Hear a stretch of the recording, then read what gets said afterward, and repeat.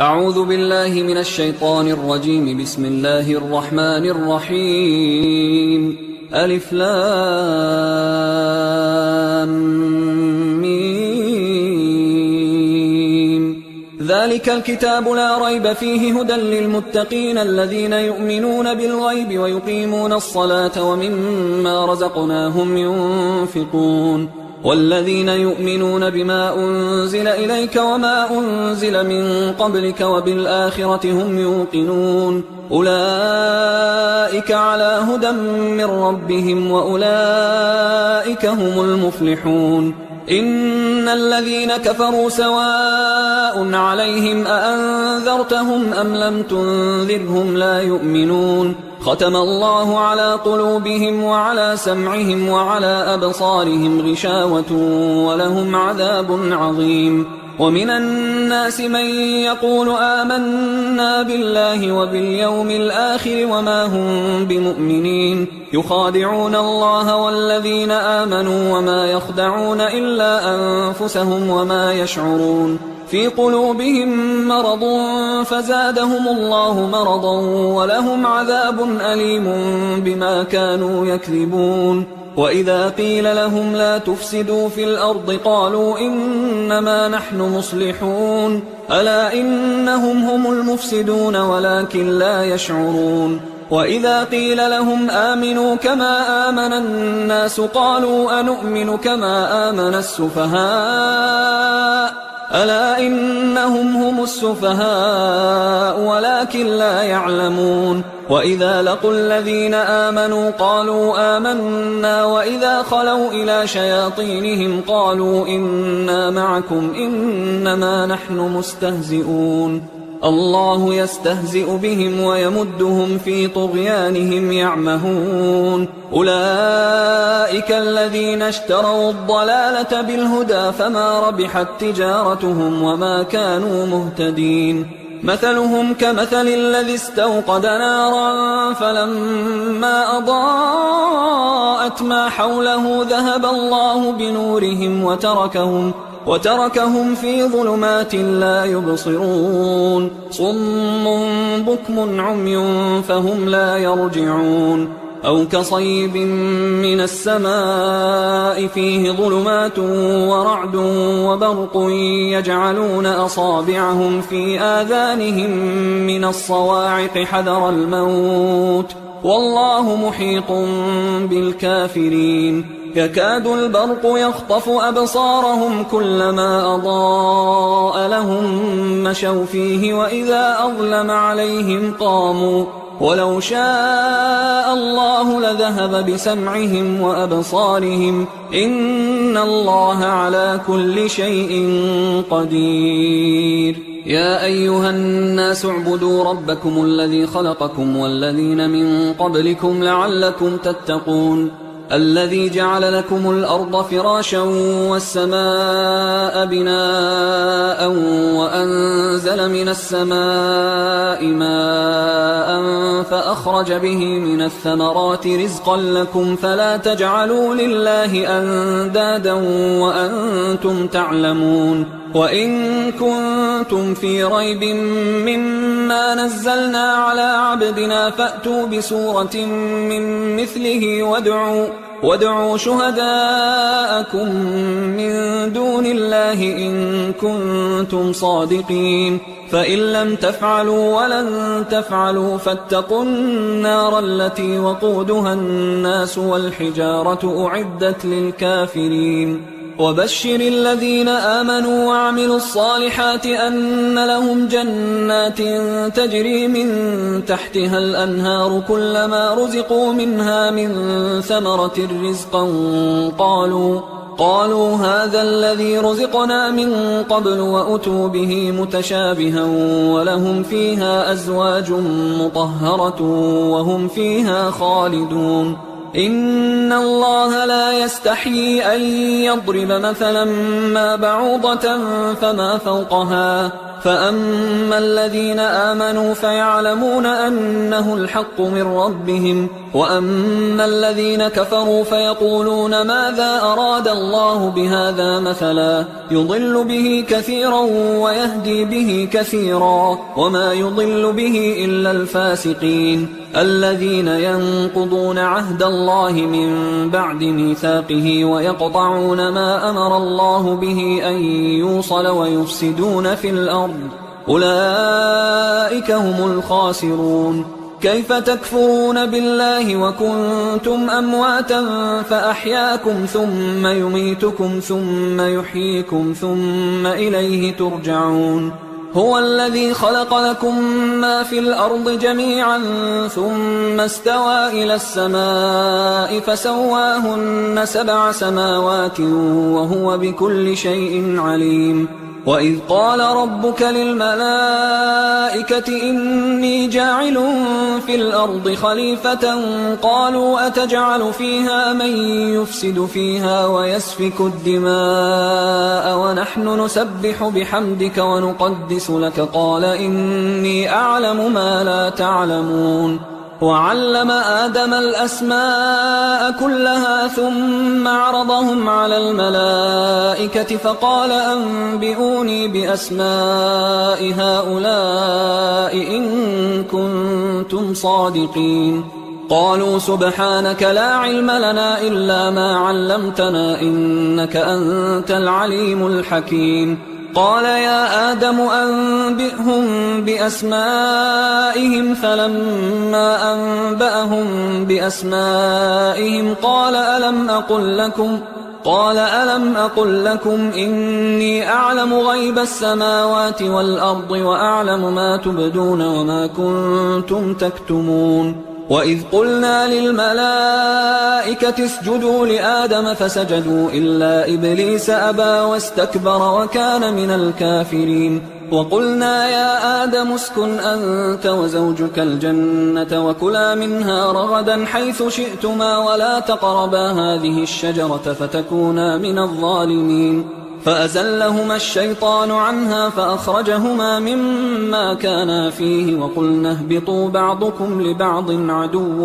ولكم في الأرض مستقر ومتاع إلى حين. فتلقى آدم من ربه كلمات فتاب عليه إنه هو التواب الرحيم. قلنا اهبطوا منها جميعا فإما يأتينكم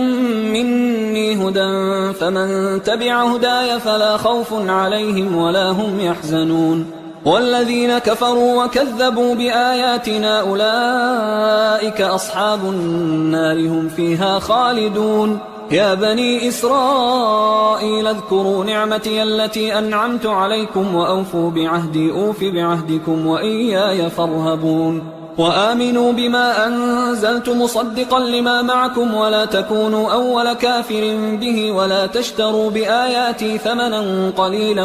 وإياي فاتقون. ولا تلبسوا الحق بالباطل وتكتموا الحق وأنتم تعلمون. وأقيموا الصلاة وآتوا الزكاة واركعوا مع الراكعين. أتأمرون الناس بالبر وتنسون أنفسكم وأنتم تتلون الكتاب أفلا تعقلون. واستعينوا بالصبر والصلاة وإنها لكبيرة إلا على الخاشعين الذين يظنون أنهم ملاقو ربهم وأنهم إليه راجعون. يا بني إسرائيل اذكروا نعمتي التي أنعمت عليكم وأني فضلتكم على العالمين. واتقوا يوما لا تجزي نفس عن نفس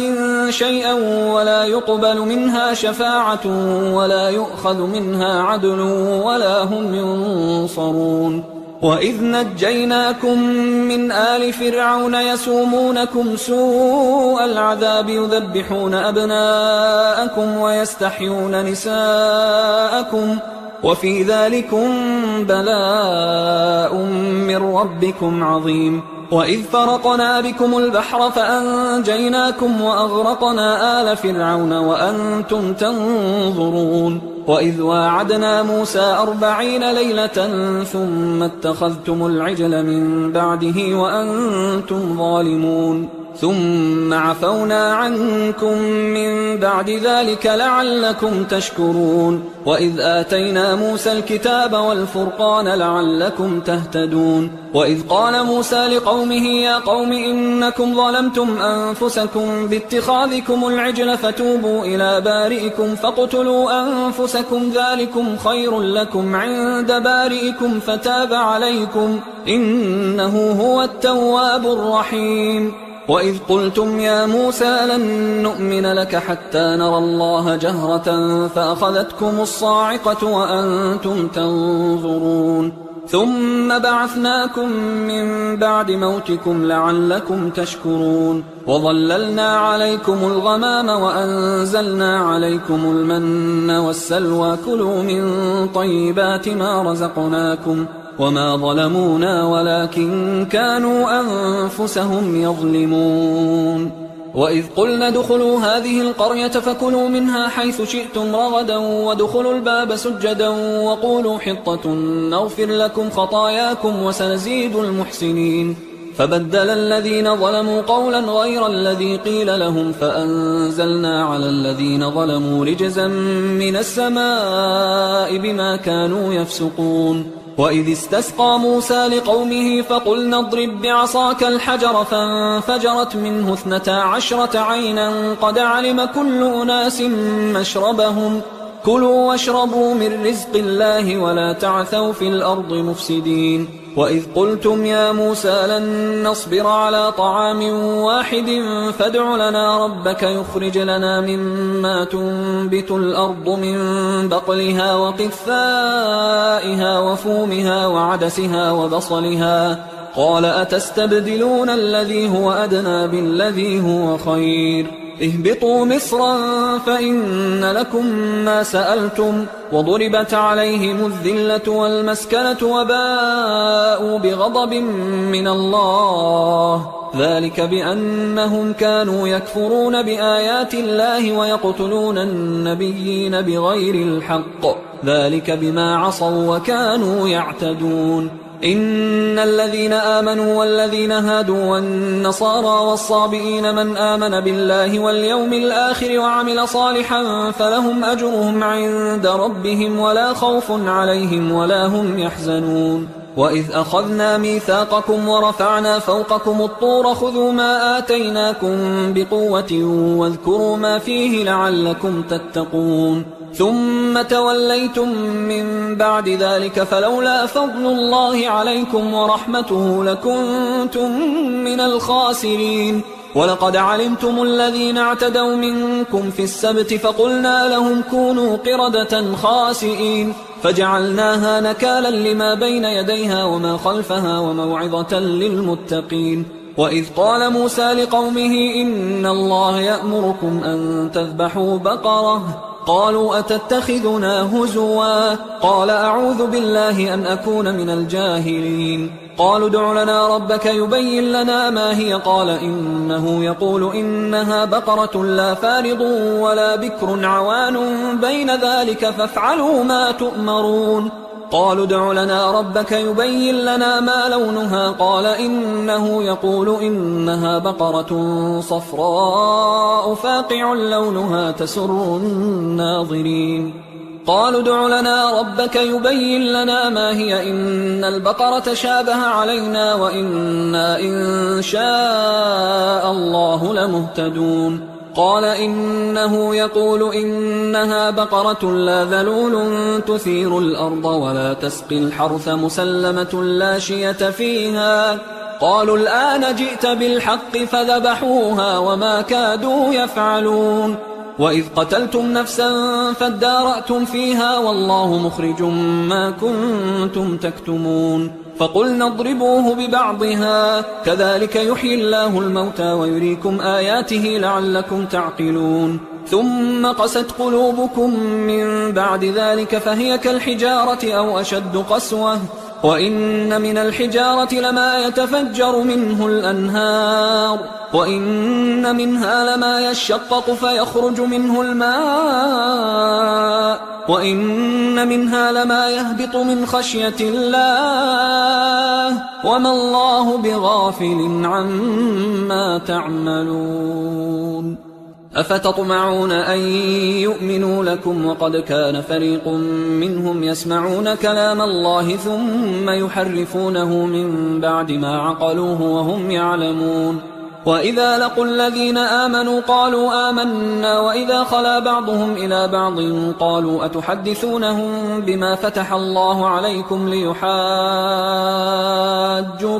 به عند ربكم أفلا تعقلون أولا يعلمون أن الله يعلم ما يسرون وما يعلنون ومنهم أميون لا يعلمون الكتاب إلا أماني وإنهم إلا يظنون فويل للذين يكتبون الكتاب بأيديهم ثم يقولون هذا من عند الله ليشتروا به ثمنا قليلا فويل لهم مما كتبت أيديهم وويل لهم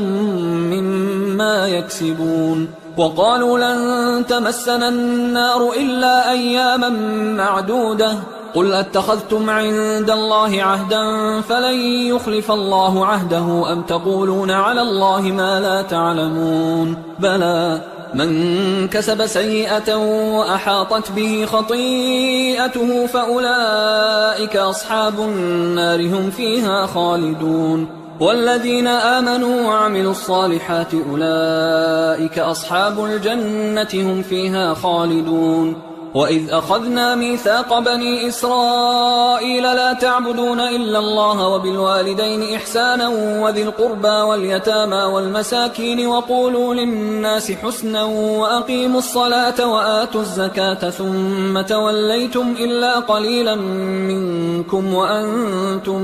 معرضون وإذ أخذنا ميثاقكم لا تسفكون دماءكم ولا تخرجون أنفسكم من دياركم ثم أقررتم وأنتم تشهدون ثم أنتم هؤلاء تقتلون أنفسكم وتخرجون فريقا منكم من ديارهم تظاهرون عليهم بالإثم والعدوان وإن يأتوكم أسارى تفادوهم وهو محرم عليكم إخراجهم أفتؤمنون ببعض الكتاب وتكفرون ببعض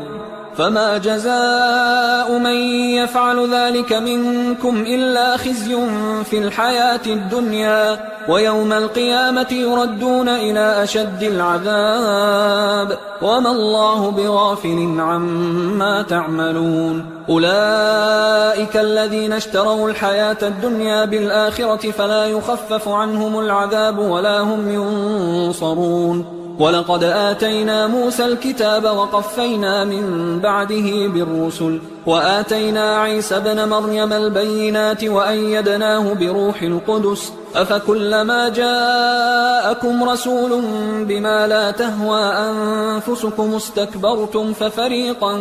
كذبتم وفريقا تقتلون وقالوا قلوبنا غلف بل لعنهم الله بكفرهم فقليلا ما يؤمنون ولما جاءهم كتاب من عند الله مصدق لما معهم وكانوا من قبل يستفتحون على الذين كفروا فلما جاءهم ما عرفوا كفروا به فلعنة الله على الكافرين بئس ما اشتروا به أنفسهم أن يكفروا بما أنزل الله بغيا أن ينزل الله من فضله على من يشاء من عباده فباءوا بغضب على غضب وللكافرين عذاب مهين وإذا قيل لهم آمنوا بما أنزل الله قالوا نؤمن بما أنزل علينا ويكفرون بما وراءه وهو الحق مصدقا لما معهم قل فلم تقتلون أنبياء الله من قبل إن كنتم مؤمنين ولقد جاءكم موسى بالبينات ثم اتخذتم العجل من بعده وأنتم ظالمون وإذ أخذنا ميثاقكم ورفعنا فوقكم الطور خذوا ما آتيناكم بقوة واسمعوا قالوا سمعنا وعصينا وأشربوا في قلوبهم العجل بكفرهم قل بئس ما يأمركم به إيمانكم إن كنتم مؤمنين قل إن كانت لكم الدار الآخرة عند الله خالصة من دون الناس فتمنوا الموت إن كنتم صادقين ولن يتمنوه أبدا بما قدمت أيديهم والله عليم بالظالمين ولتجدنهم أحرص الناس على حياة ومن الذين أشركوا يود أحدهم لو يعمر 1000 سنة وما هو بمزحزحه من العذاب أن يعمر والله بصير بما يعملون قل من كان عدوا لجبريل فإنه نزله على قلبك بإذن الله مصدقا لما بين يديه وهدى وبشرى للمؤمنين من كان عدوا لله وملائكته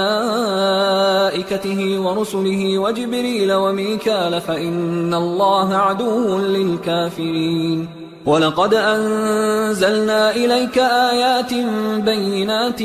وما يكفر بها إلا الفاسقون أوكلما عاهدوا عهدا نبذه فريق منهم بل أكثرهم لا يؤمنون ولما جاءهم رسول من عند الله مصدق لما معهم نبذ فريق من الذين أوتوا الكتاب كتاب الله وراء ظهورهم كأنهم لا يعلمون واتبعوا ما تتلو الشياطين على ملك سليمان وما كفر سليمان ولكن الشياطين كفروا يعلمون الناس السحر وما أنزل على الملكين ببابل هاروت وماروت وما يعلمان من أحد حتى يقولا إنما نحن فتنة فلا تكفر فيتعلمون منهما ما يفرقون به بين المرء وزوجه وما هم بضارين به من أحد إلا بإذن الله ويتعلمون ما يضرهم ولا ينفعهم ولقد علموا لمن اشتراه ما له في الآخرة من خلاق ولبئس ما شروا به أنفسهم لو كانوا يعلمون ولو أنهم آمنوا واتقوا لمثوبة من عند الله خير لو كانوا يعلمون يا أيها الذين آمنوا لا تقولوا راعنا وقولوا انظرنا واسمعوا وللكافرين عذاب أليم ما يود الذين كفروا من أهل الكتاب ولا المشركين أن ينزل عليكم من خير من ربكم والله يختص برحمته من يشاء والله ذو الفضل العظيم ما ننسخ من آية أو ننسها نأت بخير منها أو مثلها ألم تعلم أن الله على كل شيء قدير ألم تعلم أن الله له ملك السماوات والأرض وما لكم من دون الله من ولي ولا نصير أم تريدون أن تسألوا رسولكم كما سئل موسى من قبل ومن يتبدل الكفر بالإيمان فقد ضل سواء السبيل ود كثير من أهل الكتاب لو يردونكم من بعد إيمانكم كفارا حسدا من عند أنفسهم من بعد ما تبين لهم الحق فاعفوا واصفحوا حتى يأتي الله بأمره إن الله على كل شيء قدير وأقيموا الصلاة وآتوا الزكاة وما تقدموا لأنفسكم من خير تجدوه عند الله إن الله بما تعملون بصير وقالوا لن يدخل الجنة إلا من كان هودا أو نصارى تلك أمانيهم قل هاتوا برهانكم إن كنتم صادقين بلى من أسلم وجهه لله وهو محسن فله أجره عند ربه ولا خوف عليهم ولا هم يحزنون وقالت اليهود ليست النصارى على شيء وقالت النصارى ليست اليهود على شيء وهم يتلون الكتاب كذلك قال الذين لا يعلمون مثل قولهم فالله يحكم بينهم يوم القيامة فيما كانوا فيه يختلفون ومن أظلم ممن منع مساجد الله أن يذكر فيها اسمه وسعى في خرابها أولئك ما كان لهم أن يدخلوها إلا خائفين لهم في الدنيا خزي ولهم في الآخرة عذاب عظيم ولله المشرق والمغرب فأينما تولوا فثم وجه الله إن الله واسع عليم وقالوا اتخذ الله ولدا سبحانه بل له ما في السماوات والأرض كل له قانتون بديع السماوات والأرض وإذا قضى أمرا فإنما يقول له كن فيكون وقال الذين لا يعلمون لولا يكلمنا الله أو تأتينا آية كذلك قال الذين من قبلهم مثل قولهم تشابهت قلوبهم قد بينا الآيات لقوم يوقنون إنا أرسلناك بالحق بشيرا ونذيرا ولا تسأل عن أصحاب الجحيم ولن ترضى عنك اليهود ولا النصارى حتى تتبع ملتهم قل إن هدى الله هو الهدى ولئن اتبعت أهواءهم بعد الذي جاءك من العلم ما لك من الله من ولي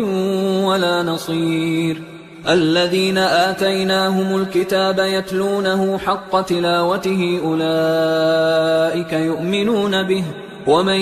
يكفر به فأولئك هم الخاسرون يا بني إسرائيل اذكروا نعمتي التي أنعمت عليكم وأني فضلتكم على العالمين واتقوا يوما لا تجزي نفس عن نفس شيئا ولا يقبل منها عدل ولا تنفعها شفاعة ولا هم ينصرون وإذ ابتلى إبراهيم ربه بكلمات فأتمهن قال إني جاعلك للناس إماما قال ومن ذريتي قال لا ينال عهد الظالمين وإذ جعلنا البيت مثابة للناس وأمنا واتخذوا من مقام إبراهيم مصلى وعهدنا إلى إبراهيم وإسماعيل أن طهرا بيتي للطائفين والعاكفين والركع السجود وإذ قال إبراهيم رب اجعل هذا بلدا آمنا وارزق أهله من الثمرات من آمن منهم بالله واليوم الآخر قال ومن كفر فأمتعه قليلا ثم أضطره إلى عذاب النار وبئس المصير وإذ يرفع إبراهيم القواعد من البيت وإسماعيل ربنا تقبل منا إنك أنت السميع العليم ربنا وجعلنا مسلمين لك ومن ذريتنا أمة مسلمة لك وأرنا مناسكنا وتب علينا إنك أنت التواب الرحيم ربنا وابعث فيهم رسولا منهم يتلو عليهم آياتك ويعلمهم الكتاب والحكمة ويزكيهم إنك أنت العزيز الحكيم ومن يرغب عن ملة إبراهيم إلا من سفه نفسه ولقد اصطفيناه في الدنيا وإنه في الآخرة لمن الصالحين إذ قال له ربه أسلم قال أسلمت لرب العالمين. ووصى بها إبراهيم بنيه ويعقوب يا بني إن الله اصطفى لكم الدين فلا تموتن إلا وأنتم مسلمون. أم كنتم شهداء إذ حضر يعقوب الموت إذ قال لبنيه ما تعبدون من بعدي قالوا نعبد إلهك وإله آبائك إبراهيم وإسماعيل وإسحاق إلها واحدا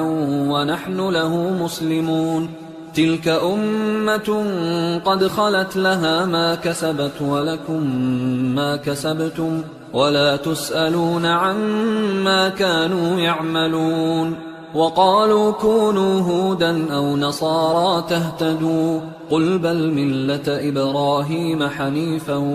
وما كان من المشركين. قولوا آمنا بالله وما أنزل إلينا وما أنزل إلى إبراهيم وإسماعيل وإسحاق ويعقوب والأسباط وما أوتي موسى وعيسى وما أوتي النبيون من ربهم لا نفرق بين أحد منهم ونحن له مسلمون. فإن آمنوا بمثل ما آمنتم به فقد اهتدوا وإن تولوا فإنما هم في شقاق فسيكفيكهم الله وهو السميع العليم. صبغة الله ومن أحسن من الله صبغة ونحن له عابدون. قل أتحاجوننا في الله وهو ربنا وربكم ولنا أعمالنا ولكم أعمالكم ونحن له مخلصون. أم تقولون إن إبراهيم وإسماعيل وإسحاق ويعقوب والأسباط كانوا هودا أو نصارى قل أأنتم أعلم أم الله ومن أظلم ممن كتم شهادة عنده من الله وما الله بغافل عما تعملون. تلك أمة قد خلت لها ما كسبت ولكم ما كسبتم ولا تسألون عما كانوا يعملون. سيقول السفهاء من الناس ما ولاهم عن قبلتهم التي كانوا عليها قل لله المشرق والمغرب يهدي من يشاء إلى صراط مستقيم. وكذلك جعلناكم أمة وسطا لتكونوا شهداء على الناس ويكون الرسول عليكم شهيدا. وما جعلنا القبلة التي كنت عليها إلا لنعلم من يتبع الرسول ممن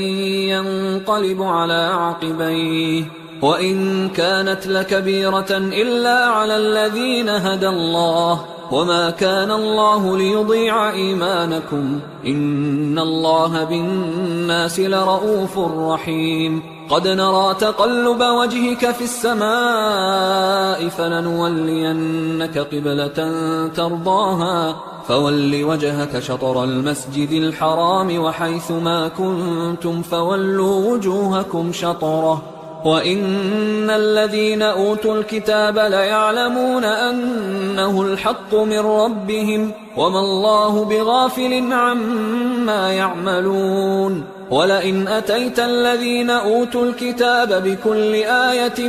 ما تبعوا قبلتك وما أنت بتابع قبلتهم وما بعضهم بتابع قبلة بعض ولئن اتبعت أهواءهم من بعد ما جاءك من العلم إنك إذا لمن الظالمين. الذين آتيناهم الكتاب يعرفونه كما يعرفون أبناءهم وإن فريقا منهم ليكتمون الحق وهم يعلمون الحق من ربك فلا تكونن من الممترين ولكل وجهة هو موليها فاستبقوا الخيرات أينما تكونوا يأت بكم الله جميعا إن الله على كل شيء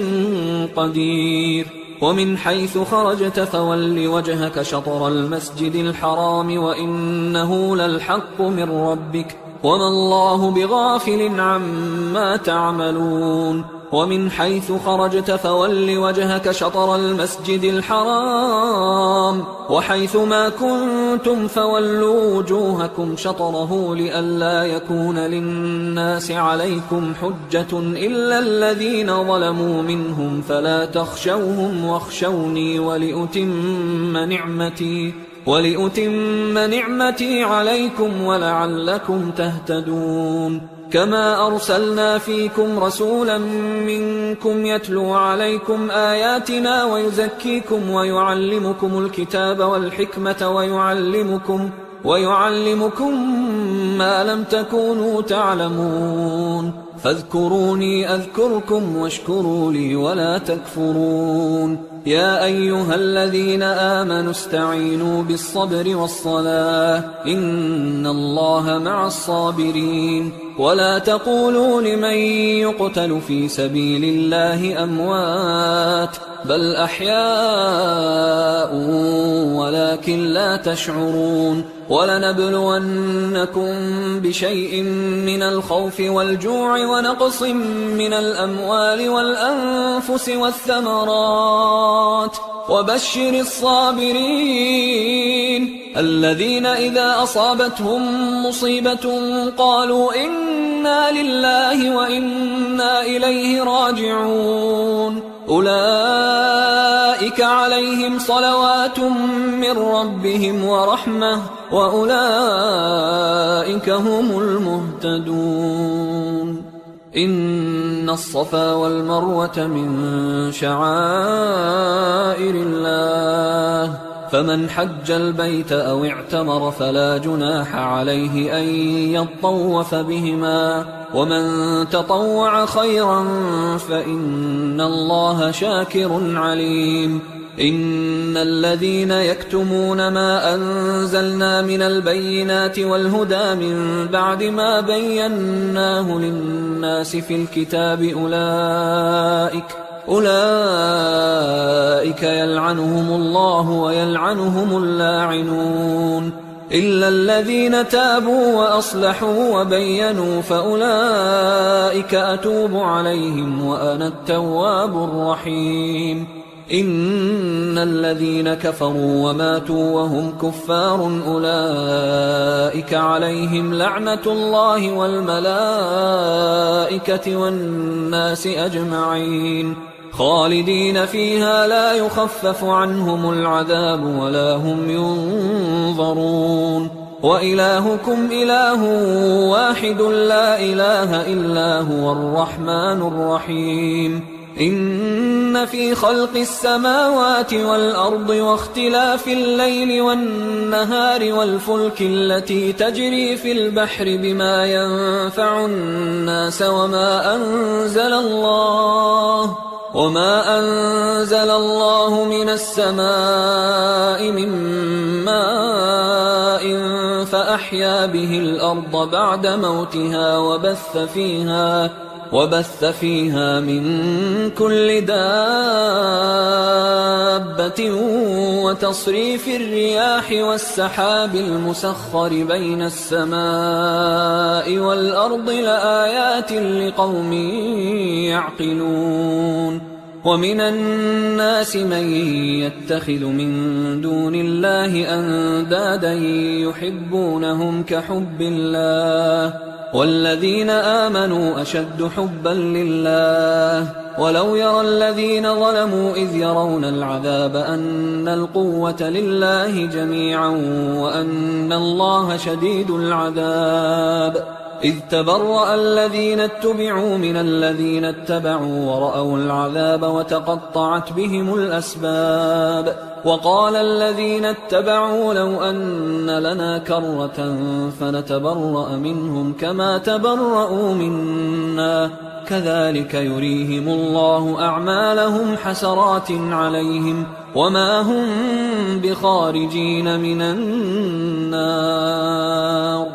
يا أيها الناس كلوا مما في الأرض حلالا طيبا ولا تتبعوا خطوات الشيطان إنه لكم عدو مبين إنما يأمركم بالسوء والفحشاء وأن تقولوا على الله ما لا تعلمون وإذا قيل لهم اتبعوا ما أنزل الله قالوا بل نتبع ما ألفينا عليه آباءنا أولو كان آباؤهم لا يعقلون شيئا ولا يهتدون ومثل الذين كفروا كمثل الذي ينعق بما لا يسمع إلا دعاء ونداء صم بكم عمي فهم لا يعقلون يا أيها الذين آمنوا كلوا من طيبات ما رزقناكم واشكروا لله إن كنتم إياه تعبدون إنما حرم عليكم الميتة والدم ولحم الخنزير وما أهل به لغير الله فمن اضطر غير باغ ولا عاد فلا إثم عليه إن الله غفور رحيم إن الذين يكتمون ما أنزل الله من الكتاب ويشترون به ثمنا قليلا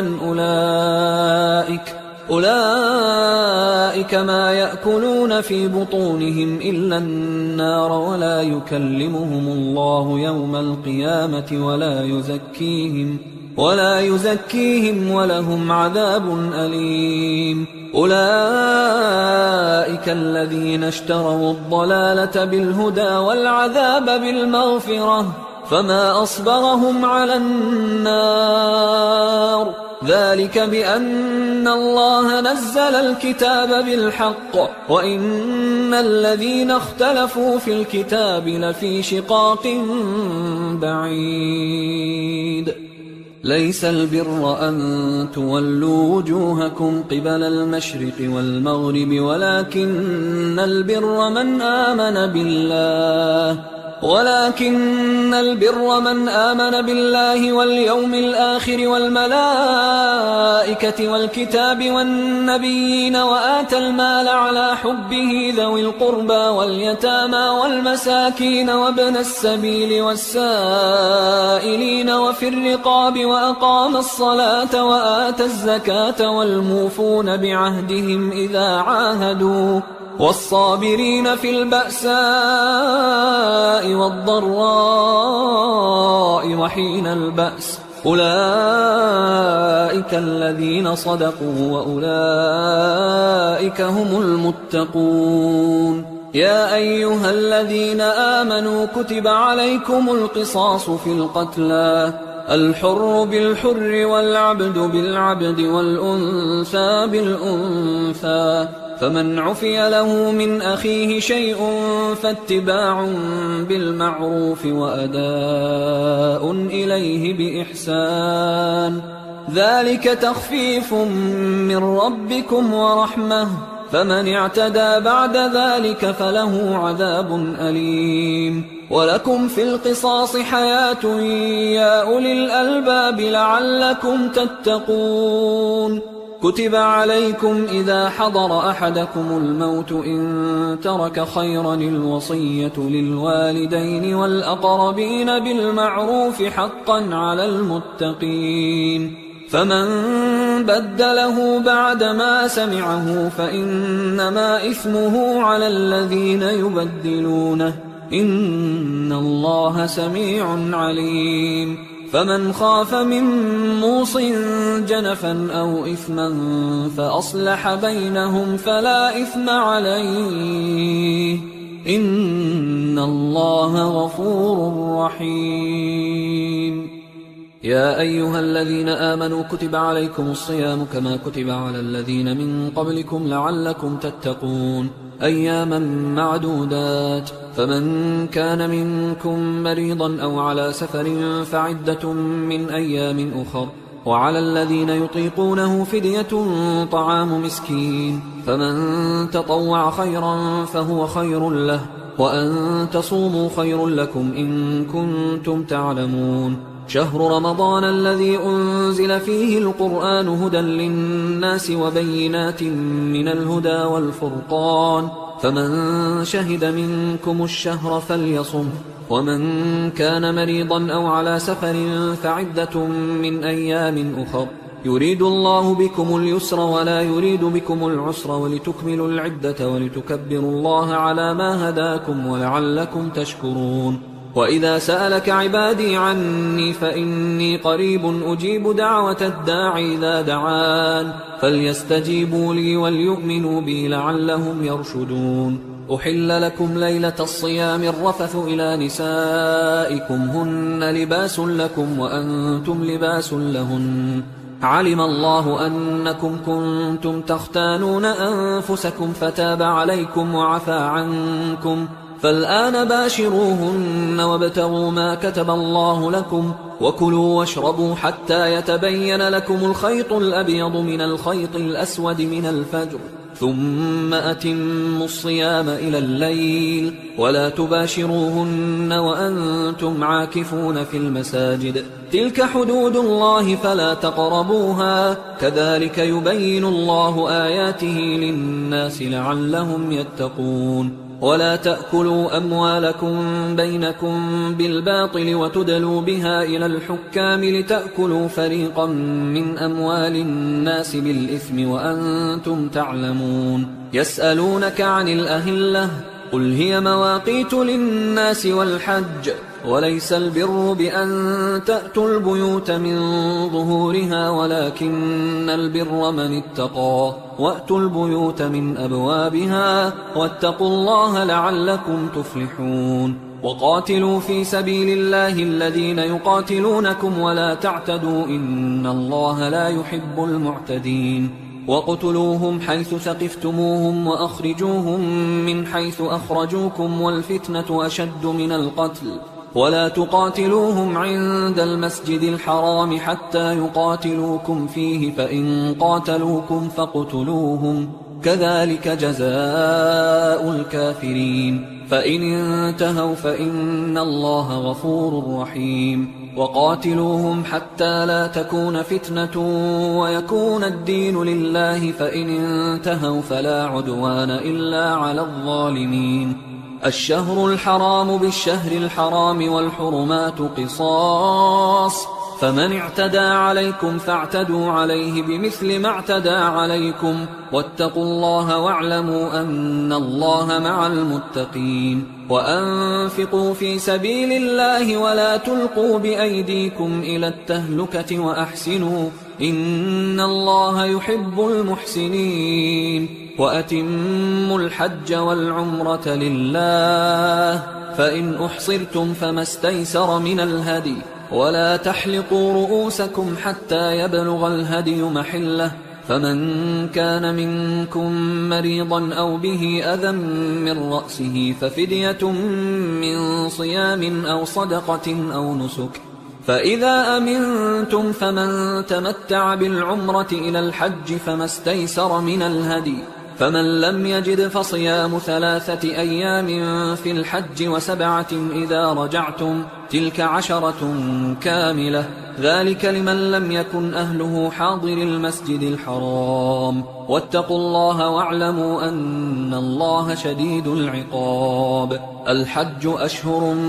معلومات، فمن فرض فيهن الحج فلا رفث ولا فسوق ولا جدال في الحج وما تفعلوا من خير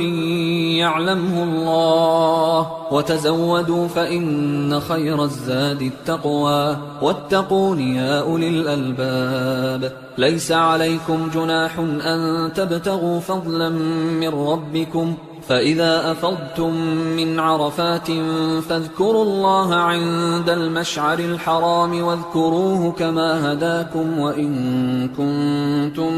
من قبله لمن الضالين ثم أفيضوا من حيث أفاض الناس واستغفروا الله إن الله غفور رحيم فإذا قضيتم مناسككم فاذكروا الله كذكركم آباءكم أو أشد ذكرا فمن الناس من يقول ربنا آتنا في الدنيا وما له في الآخرة من خلاق ومنهم من يقول ربنا آتنا في الدنيا حسنة وفي الآخرة حسنة وقنا عذاب النار أولئك لهم نصيب مما كسبوا والله سريع الحساب واذكروا الله في أيام معدودات فمن تعجل في يومين فلا إثم عليه ومن تأخر فلا إثم عليه لمن اتقى واتقوا الله واعلموا أنكم إليه تحشرون ومن الناس من يعجبك قوله في الحياة الدنيا ويشهد الله على ما في قلبه وهو ألد الخصام وإذا تولى سعى في الأرض ليفسد فيها ويهلك الحرث والنسل والله لا يحب الفساد وإذا قيل له اتق الله أخذته العزة بالإثم فحسبه جهنم ولبئس المهاد ومن الناس من يشري نفسه ابتغاء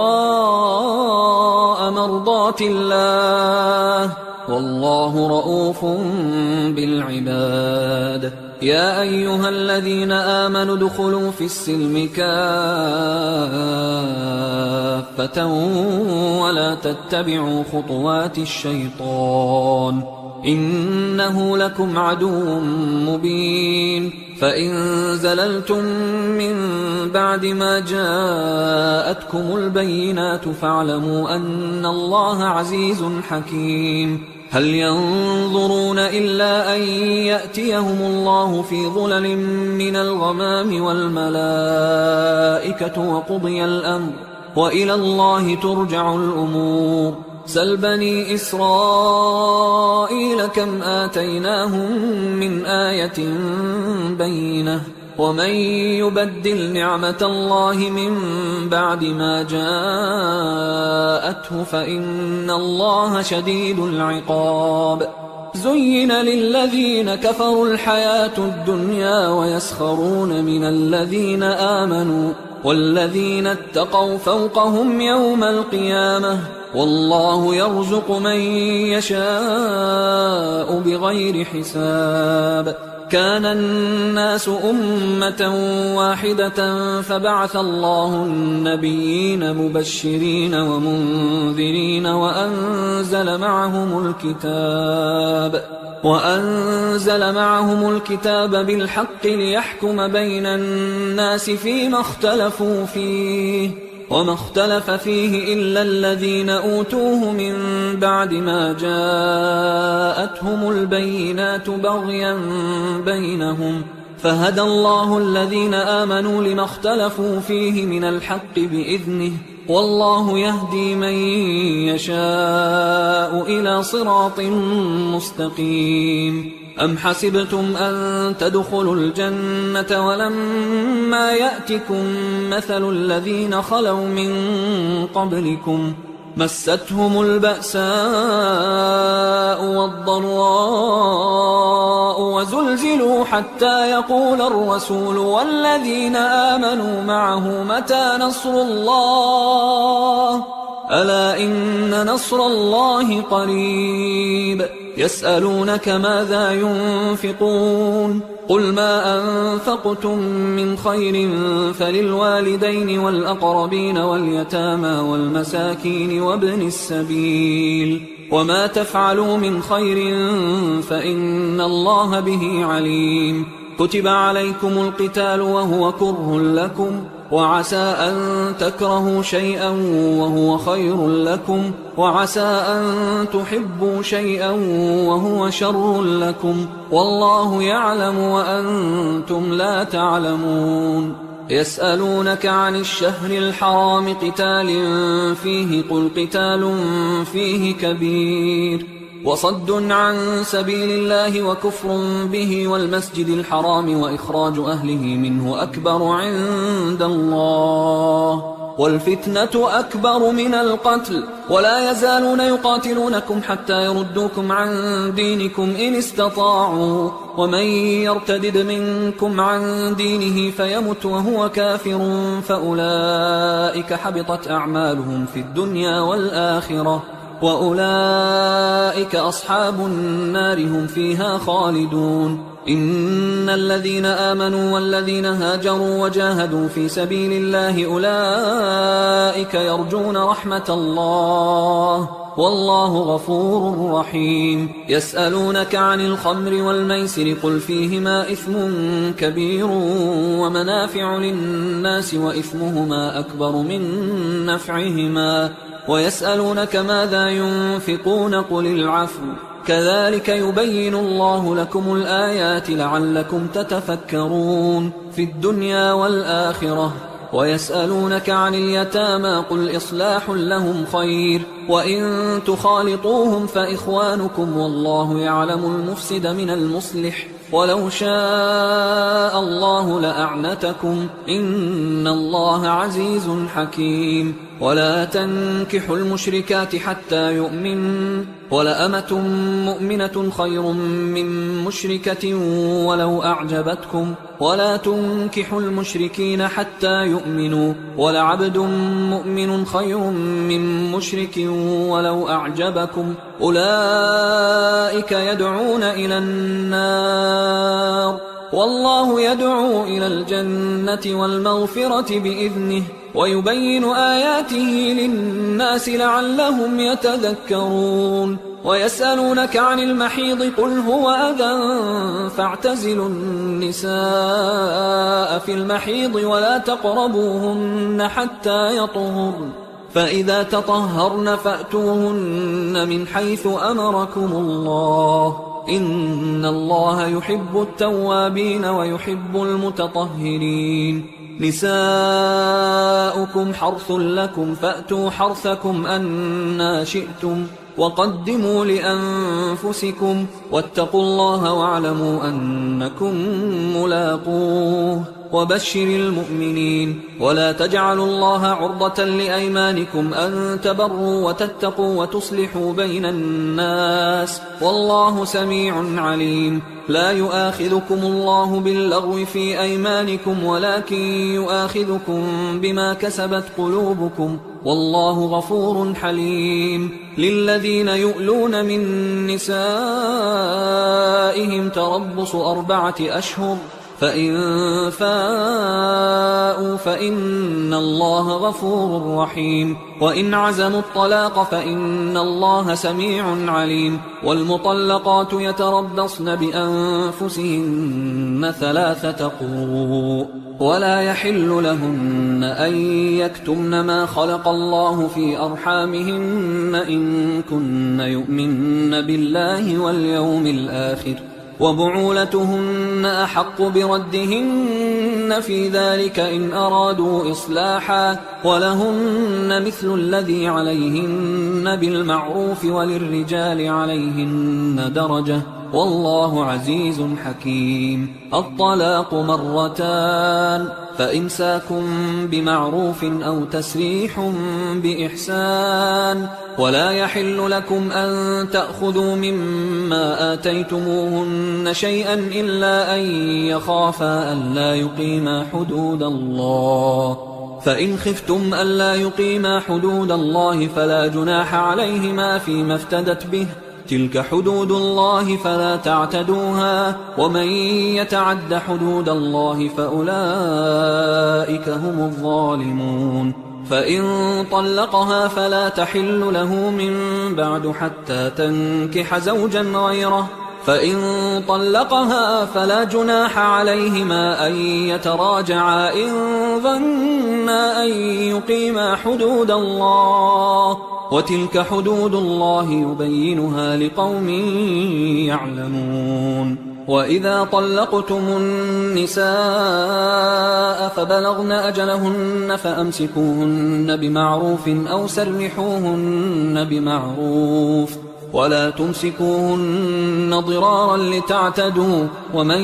يفعل ذلك فقد ظلم نفسه. ولا تتخذوا آيات الله هزوا، واذكروا نعمة الله عليكم وما أنزل عليكم من الكتاب والحكمة يعظكم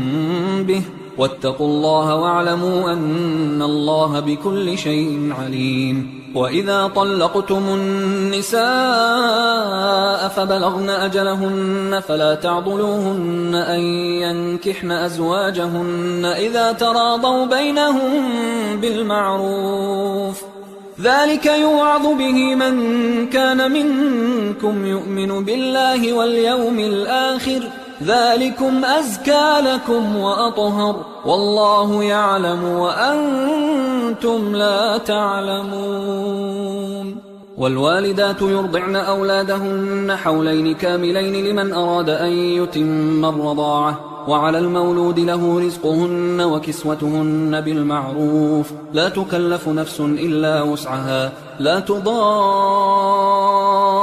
والدة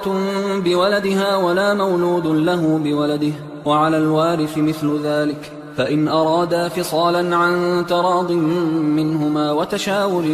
فلا جناح عليهما. وإن أردتم أن تسترضعوا أولادكم فلا جناح عليكم إذا سلمتم ما آتيتم بالمعروف، واتقوا الله واعلموا أن الله بما تعملون بصير. والذين يتوفون منكم ويذرون أزواجا يتربصن بأنفسهن 4 أشهر و10، فإذا بلغن أجلهن فلا جناح عليكم فيما فعلن في أنفسهن بالمعروف، والله بما تعملون خبير. ولا جناح عليكم فيما عرضتم به من خطبة النساء أو أكننتم في أنفسكم، علم الله أنكم ستذكرونهن ولكن لا تواعدوهن سرا إلا أن تقولوا قولا معروفا، ولا تعزموا عقدة النكاح حتى يبلغ الكتاب أجله، واعلموا أن الله يعلم ما في أنفسكم فاحذروه، واعلموا أن الله غفور حليم. لا جناح عليكم إن طلقتم النساء ما لم تمسوهن أو تفرضوا لهن فريضة، ومتعوهن على الموسع قدره وعلى المقتر قدره متاعا بالمعروف حقا على المحسنين. وإن طلقتموهن من قبل أن تمسوهن وقد فرضتم لهن فريضة فنصف ما فرضتم إلا أن يعفون أو يعفو الذي بيده عقدة النكاح، وأن تعفوا أقرب للتقوى، ولا تنسوا الفضل بينكم، إن الله بما تعملون بصير. حافظوا على الصلوات والصلاة الوسطى وقوموا لله قانتين، فإن خفتم فرجالا أو ركبانا، فإذا أمنتم فاذكروا الله كما علمكم ما لم تكونوا تعلمون. والذين يتوفون منكم ويذرون أزواجا وصية لأزواجهم متاعا إلى الحول غير إخراج، فإن خرجن فلا جناح عليكم فيما فعلن في أنفسهن من معروف، والله عزيز حكيم. وللمطلقات متاع بالمعروف حقا على المتقين، كذلك يبين الله لكم آياته لعلكم تعقلون. ألم تر إلى الذين خرجوا من ديارهم وهم ألوف حذر الموت فقال لهم الله موتوا ثم أحياهم إن الله لذو فضل على الناس ولكن أكثر الناس لا يشكرون وقاتلوا في سبيل الله واعلموا أن الله سميع عليم من ذا الذي يقرض الله قرضا حسنا فيضاعفه له أضعافا كثيرة والله يقبض ويبسط وإليه ترجعون ألم تر إلى الملأ من بني إسرائيل من بعد موسى إذ قالوا لنبي له مبعث لنا ملكا نقاتل في سبيل الله قال هل عسيتم إن كتب عليكم القتال ألا تقاتلوا قالوا وما لنا ألا نقاتل في سبيل الله وقد أخرجنا من ديارنا وأبنائنا فلما كتب عليهم القتال تولوا إلا قليلا منهم والله عليم بالظالمين وقال لهم نبيهم إن الله قد بعث لكم طالوت ملكا قالوا أنى يكون له الملك علينا ونحن أحق بالملك منه ولم يؤت سعة من المال قال إن الله اصطفاه عليكم وزاده بسطة في العلم والجسم والله يؤتي ملكه من يشاء والله واسع عليم وقال لهم نبيهم إن آية ملكه أن يأتيكم التابوت فيه سكينة من ربكم وبقية مما ترك آل موسى وآل هارون تحمله الملائكة إن في ذلك لآية لكم إن كنتم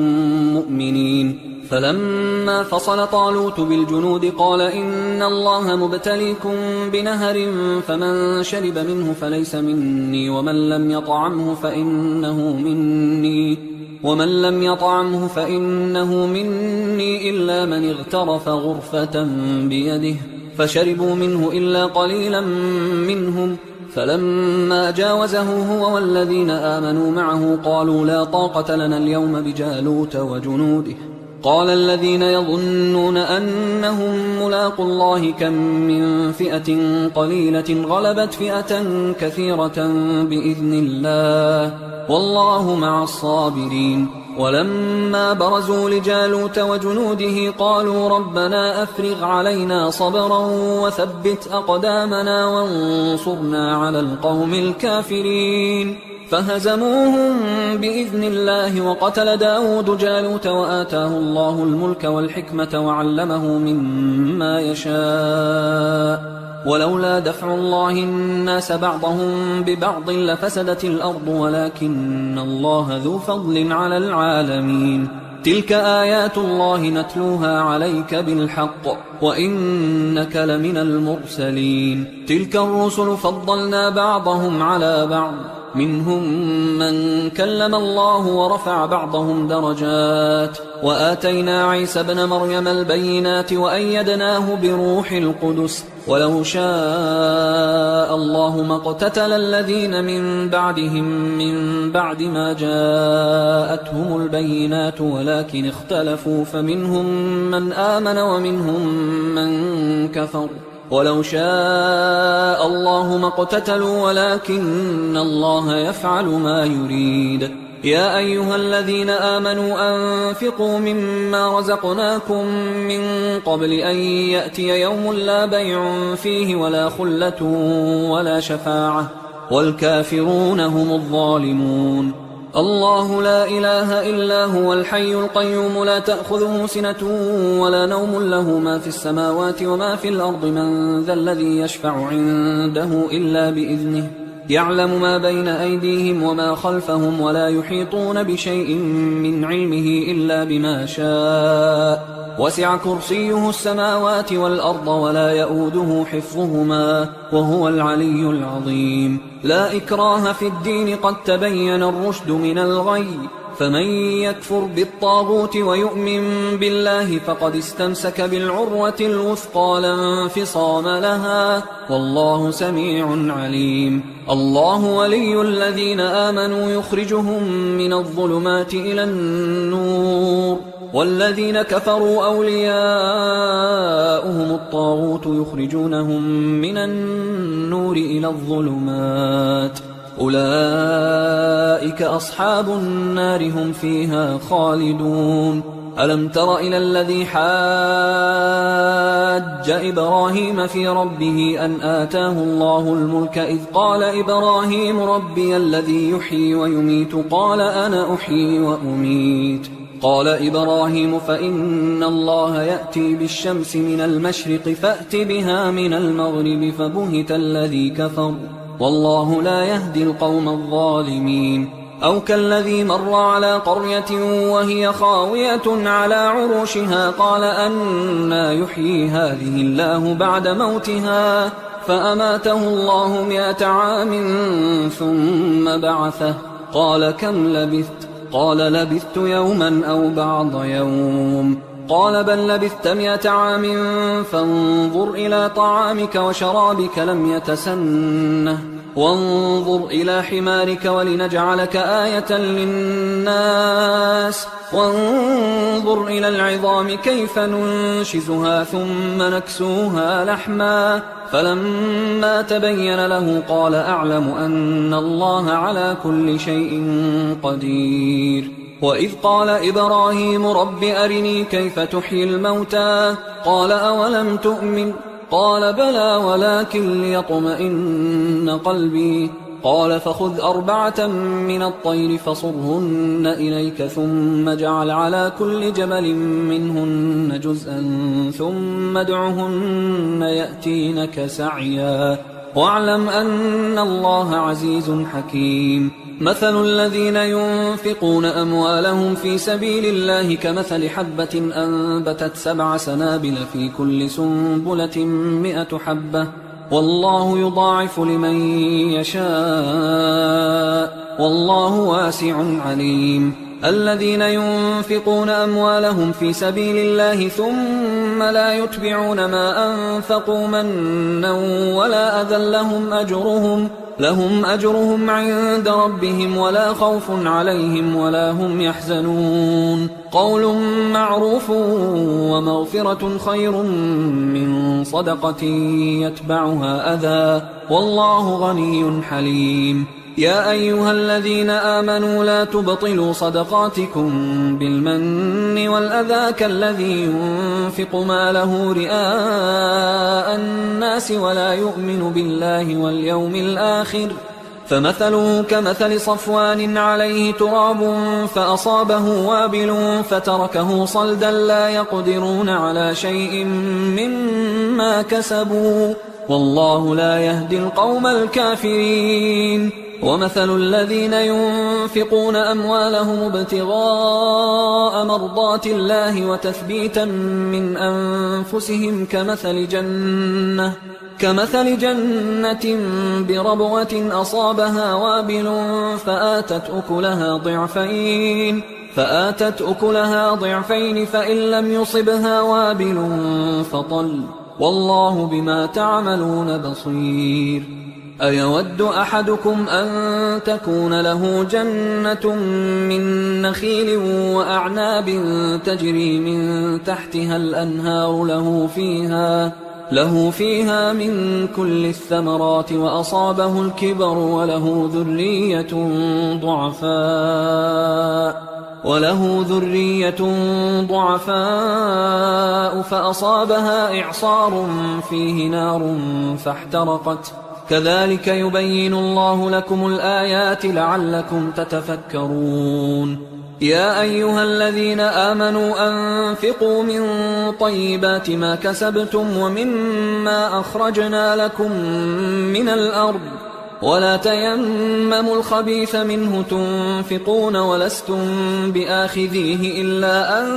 تغمضوا فيه واعلموا أن الله غني حميد. الشيطان يعدكم الفقر ويأمركم بالفحشاء والله يعدكم مغفرة منه وفضلا والله واسع عليم. يؤتي الحكمة من يشاء ومن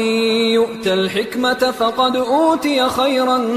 كثيرا وما يذكر إلا أولو الألباب. وما أنفقتم من نفقة أو نذرتم من نذر فإن الله يعلمه وما للظالمين من أنصار إن تبدوا الصدقات فنعما هي وإن تخفوها وتؤتوها الفقراء فهو خير لكم ويكفر عنكم من سيئاتكم والله بما تعملون خبير ليس عليك هداهم ولكن الله يهدي من يشاء وما تنفقوا من خير فلأنفسكم وما تنفقون إلا ابتغاء وجه الله وما تنفقوا من خير